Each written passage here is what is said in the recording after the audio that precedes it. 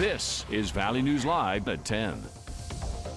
New tonight. Good evening. Thanks for joining us. I'm Nashay Taylor. A very scary early morning for some Fargo residents as a row of detached garages at an apartment complex caught on fire just before 3:30 this morning. Valley News Team's Alex Larson spoke with one of the residents about exactly what happened. All of a sudden, 5 minutes later, somebody was pounding on my door and the cops were screaming, "Get out, fire, fire, fire, get out." Amber OJ gathered up her essential belongings and her cat and headed out the door to escape the potential fire danger. At that time, residents thought the fire was inside of the building. That's a hard thing to swallow and process while you've got a matter of seconds to figure out what do you need to grab to get out of the building. She says everyone was outside, some crying, others yelling, keeping their distance, but worried about what was going on. As soon as I got outside and got out of the building, we heard a big explosion. It was loud, and there was a huge ball of flames that went up with it. So we don't know if there was some aerosol or if it was the gas tank of the cars, but it was a loud explosion. A stretch of garages were completely engulfed in flames. There was flames about 20 to 25 feet in the air, and there was smoke everywhere. The smoke was so bad you couldn't even hardly see the flames. She says she was told by a neighbor one of the main garages affected was not able to shut because it had too much stuff inside, and the one next to it had a car someone was working on. While it's hearsay, you could see aftermath this morning that there's a lot of metal pieces and furniture that are still in the garage that didn't burn, but both vehicles are absolutely destroyed. Even the seats in the car were gone. But OJ says, thankfully, crews were able to safely put it out and everyone was allowed back inside. Law enforcement and fire department worked really well together in keeping everybody safe. In Fargo, Alex Larson, Valley News Live. Authorities say the cause of the fire is still under investigation. A Bemidji man died last night in a motorcycle crash near Highway 71 and 200 in Hendrickson Township in Hubbard County. That's roughly 30 miles from Park Rapids. 43-year-old Chad Nelson was traveling on Highway 200 when the motorcycle ran off the road and into a ditch before rolling. A Minnesota State Patrol report says Nelson was not wearing his helmet at the time of the crash. Also in Hubbard County, 5 people were hurt in a 2-vehicle crash, this time near Akeley, Minnesota. Authorities say around 3 p.m. this afternoon, a pickup truck attempted to cross Highway 64 near 170th Street when it was T-boned by a car as it was going north on the highway. The 5 people hurt were all passengers in the car. Their ages range between 10 and 51. All of them suffered non-life-threatening injuries. The 23-year-old driver of the pickup was not hurt. Last night, a 64-year-old woman was hit by an unknown vehicle in Bemidji. Law enforcement say it happened near Highway 197 and Paul Bunyan Drive just after 11. Currently, her condition is not known. Authorities are expected to release more information later this evening. Stay with Valley News Live as those details become available. A 19-year-old Minnesota man was hurt after his car rolled over and caught on fire.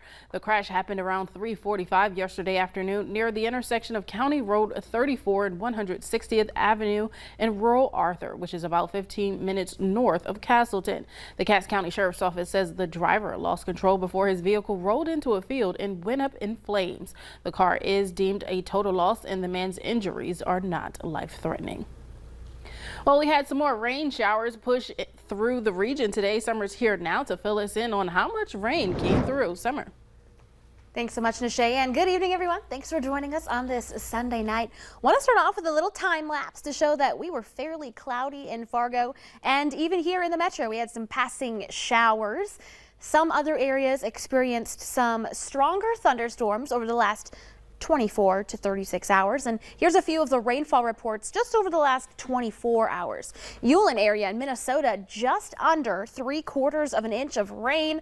Same thing in Fox, Minnesota, around or a little over, half an inch near McHenry, Galesburg, Underwood, Wahpeton, and Wolverton.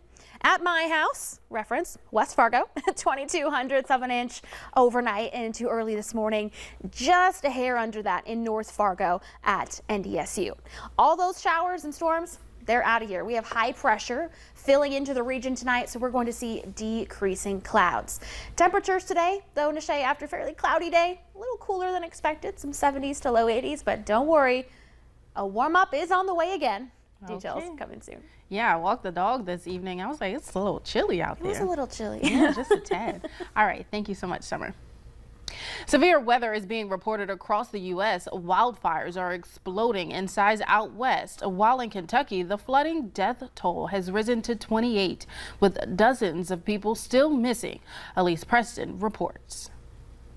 The cleanup continues in flood-ravaged eastern Kentucky. Grateful that my family made it out and the Lord took real good care of us. It's just things, you know. I have a beautiful wife and 4 baby girls and the 11-day-old right now. She said, we're safe. Nearly a foot of rain has fallen in the region since Thursday, prompting deadly flash floods that left entire neighborhoods underwater. Within 10 to 12 minutes, I heard a noise and I raised the window and I seen the water and I knew I had to get out of there. Kentucky Governor Andy Beshear says the number of victims is likely to rise in the days to come. He said first responders are struggling to access some of the hardest hit areas. Especially in eastern Kentucky, roads and bridges are a lifeline, and we have dozens of bridges that are out that make it hard to get to people, make it hard to supply people. Parts of the western U.S. are facing a very different kind of natural disaster. Massive wildfires are now exploding in several states, including Nebraska, Idaho, and Montana. You could see the flames coming like over the hill, and it was like, it's time to go. The biggest one is the McKinney Fire in Northern California. The flames were first spotted Friday. Within 48 hours, it had spread to more than 80 square miles and is still burning out of control. President Joe Biden is continuing to isolate at the White House after testing positive for COVID-19 for the second day in a row. The president's physician says Mr. Biden is under daily monitoring and continues to show no symptoms. President Biden had 6 close contacts prior to his positive test yesterday, but so far none of them have since tested positive themselves. Democratic Senator Joe Manchin says the economic bill he negotiated with Senate Majority Leader Chuck Schumer addresses key areas that the GOP championed. His comments come after some Republicans slammed the bill, claiming it could add to inflation and raise taxes. We got the bill down to where there's nothing inflammatory in this bill, even though there's some naysayers. I'm sure you're going to always hear that, but there is nothing in that. We're paying down debt. I think it's a great piece of legislation, and on normal times, my Republican colleagues would be for something such as this.